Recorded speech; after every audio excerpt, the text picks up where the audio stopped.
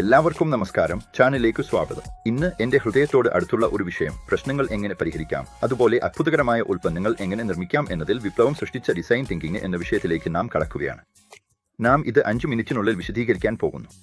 അതിനാൽ നിങ്ങളുടെ ഉള്ളിലെ നവോത്ഥാനക്കാരനെ ഉണർത്താൻ തയ്യാറാകൂ. തുടങ്ങാം. അപ്പോൾ ഡിസൈൻ തിങ്കിങ് എന്നത് ശരിക്കും എന്താണ്?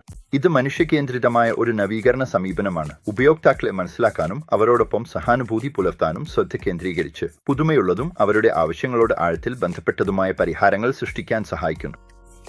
ഇത് ശക്തമായതും രേഖകളില്ലാത്തതുമായ ഒരു പ്രക്രിയയാണ്. സൃഷ്ടിപരമായ പ്രശ്നപരിഹാരവും വേഗത്തിലുള്ള പ്രോട്ടോടൈപ്പിംഗും പ്രോത്സാഹിപ്പിക്കുന്നു. ഇത് ആളുകളെ ആദ്യം മുൻനിർത്തിയാണ്. തുടക്കത്തിൽ തന്നെ ശരിയായ പ്രശ്നങ്ങൾ കണ്ടെത്തി പരിഹരിക്കുകയാണ് ലക്ഷ്യം.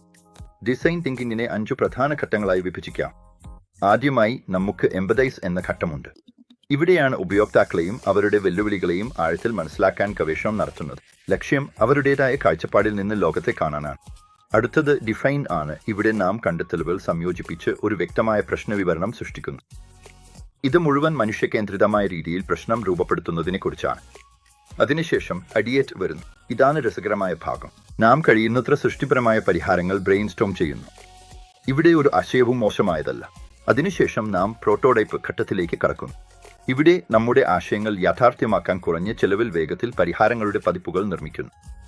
ഇത് ഒരു കരട് രൂപം എന്ന് കരുതാം. അവസാനമായി നാം ടെസ്റ്റ് ചെയ്യുന്നു. നമ്മുടെ പ്രോട്ടോടൈപ്പുകൾ ഉപയോക്താക്കളെ നേരിൽ കാണിച്ച് അഭിപ്രായങ്ങൾ ശേഖരിക്കുകയും പഠിക്കുകയും പരിഹാരത്തിൽ ആവർത്തനങ്ങൾ നടത്തുകയും ചെയ്യുന്നു.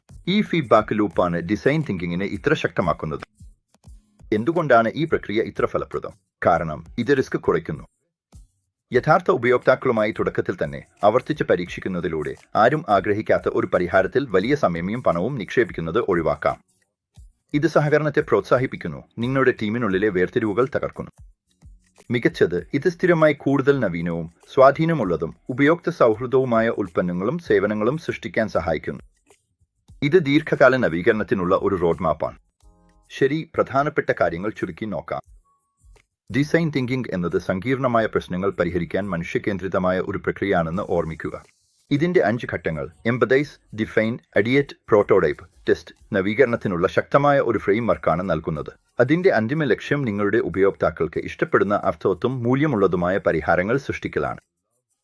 ഈ കഴിവ് കൈവരിച്ച് ഒരു വിദഗ്ധ ഡിസൈൻ തിങ്കിങ് പ്രാക്ടീഷണർ ആകാൻ നിങ്ങൾ തയ്യാറാണെങ്കിൽ ഞാൻ നിങ്ങൾക്കായി ഒരു കാര്യം ഒരുക്കിയിട്ടുണ്ട്. ഈ വിഷയത്തിൽ കൂടുതൽ വിശദമായും വിലക്കുറവോടെയും ഒരു പരിശീലനം ഞാൻ നൽകുന്നു. അത് നിങ്ങളുടെ പ്രത്യേക ആവശ്യങ്ങൾക്ക് അനുസരിച്ച് കസ്റ്റം ക്യൂറേറ്റ് ചെയ്തതായിരിക്കും. നിങ്ങൾക്ക് താൽപ്പര്യമുണ്ടെങ്കിൽ larugudasamy.lay എന്ന വിലാസത്തിൽ എനിക്ക് എഴുതുക. ഞാൻ സഹായിക്കാൻ സന്തോഷിക്കും. കാണുന്നതിനായി നന്ദി. അടുത്ത വീഡിയോയിൽ വീണ്ടും കാണാം.